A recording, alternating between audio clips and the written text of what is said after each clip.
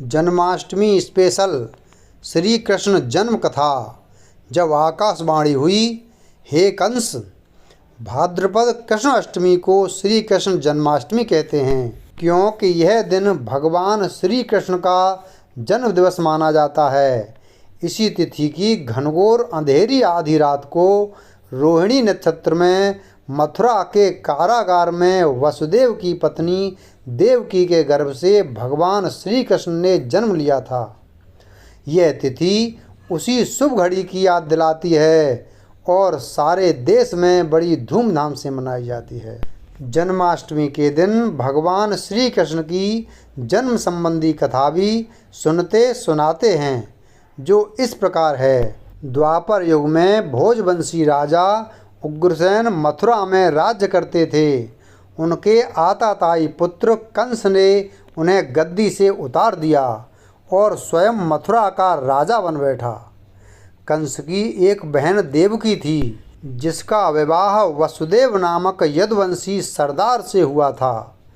एक समय कंस अपनी बहन देवकी को उनकी ससुराल पहुंचाने जा रहा था। रास्ते में आकाशवाणी हुई, हे कंस, जिस देवकी को तू बड़े प्रेम से ले जा रहा है, उसी में तेरा काल बसता है।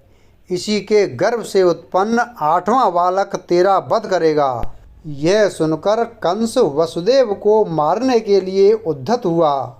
तब देवकी ने उससे विनयपूर्वक कहा, मेरे गर्भ से जो संतान होगी उसे मैं तुम्हारे सामने ला दूंगी।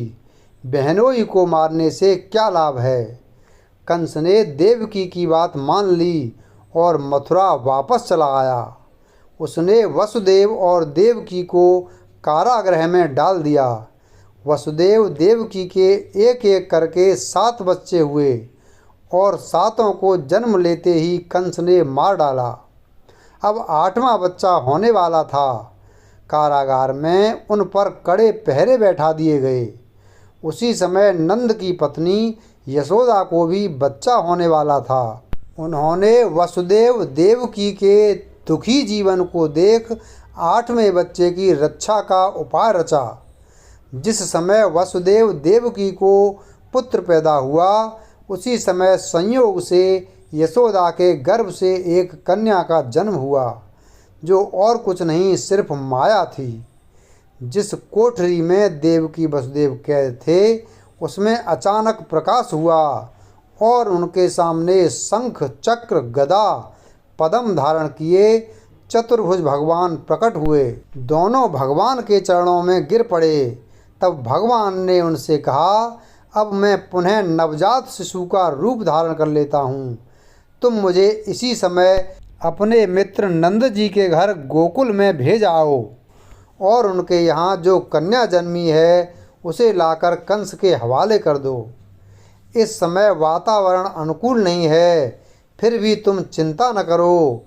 जागते हुए पहरेदार सो जाएंगे, कारागार के फाटक अपने आप खुल जाएंगे और उफनती अथाह यमुना तुमको पार जाने का मार्ग दे देगी। उसी समय वसुदेव नवजात शिशु रूप श्री कृष्ण को सूप में रखकर कारागृह से निकल पड़े और अथाह यमुना को पार कर नंद जी के घर पहुँचे। वहाँ उन्होंने नवजात शिशु को यशोदा के साथ सुला दिया और कन्या को लेकर मथुरा आ गए। कारागृह के फाटक पूर्ववत बंद हो गए। कंस को सूचना मिली कि वसुदेव देवकी को बच्चा पैदा हुआ है।